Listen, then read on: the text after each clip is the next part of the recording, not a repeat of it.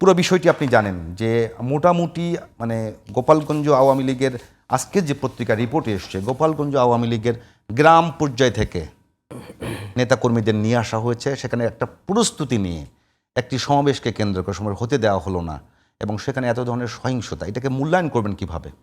বাংলাদেশের কতগুলো জায়গা আপনি দেখেন, একটা উদাহরণ দেই, জিএম কাদেরের অফিস, জাতীয় পার্টির অফিস ঢাকাতে কিন্তু ভাঙা হয়েছে, কিন্তু রংপুরে একটা মোটরসাইকেল পড়ানোর পরে প্রতিবাদ হয়েছে। আপনি যদি নোয়াখালী বা বগুড়াতে যান, তাহলে ওখানে কিন্তু বিএনপি হিসাব করে যেতে হবে। ঠিক গোপালগঞ্জে গেলে আওয়ামী লীগ যদিও নিষিদ্ধ, তারপরে এটা হিসাব করে যেতে হবে। এই গোপালগঞ্জে কেন মানে ওখানে অন্য কোনো দল সমাবেশ করতে পারবে না? আমি বলছি ভিন্ন কথা। আমার কথা হচ্ছে যে ওই গোপালগঞ্জে বিএনপির মিছিলে একজনকে মেরে ফেলছে। এই গোপালগঞ্জে 5ই অগাস্টের পরিবর্তনের পরে আপনি দেখেন আর্মির কনভয়ে আক্রমণ হয়েছে।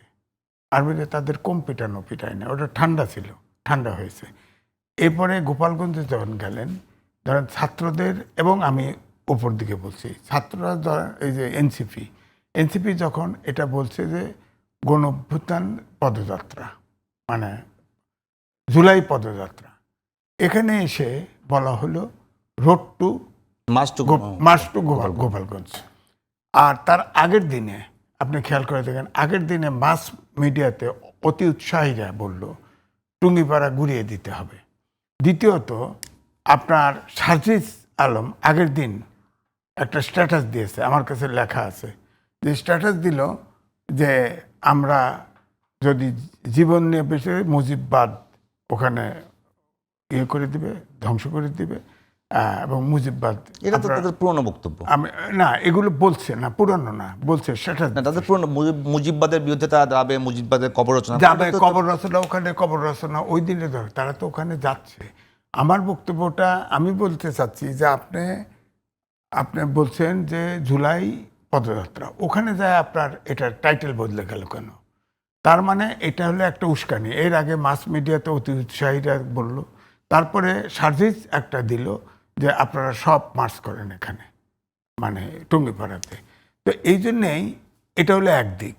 2 নম্বর দিক হলো যে ওখানে ধরেন পুলিশ বলেন, গোয়েন্দা সংস্থা বলেন, আর্মিও তো কল দেওয়া হয়েছে, আর্মিও আছে, সবাই আছে, তাদেরকে বলা হতো, তাদের রোড ডাইভার্ট করে দিয়ে যেত। যদি পরিস্থিতি সামাল দিতে এত ঝামেলা হয়, তাহলে ওই টুঙ্গিপাড়া পরে করতো পরিস্থিতি নিয়ে, অথবা পুরা ধরেন সিকিউরিটি ফোর্সেস কর্ডন করে এদেরকে এই সমাবেশটা করতে দিত, ওখানে মার্চ করতে দিত।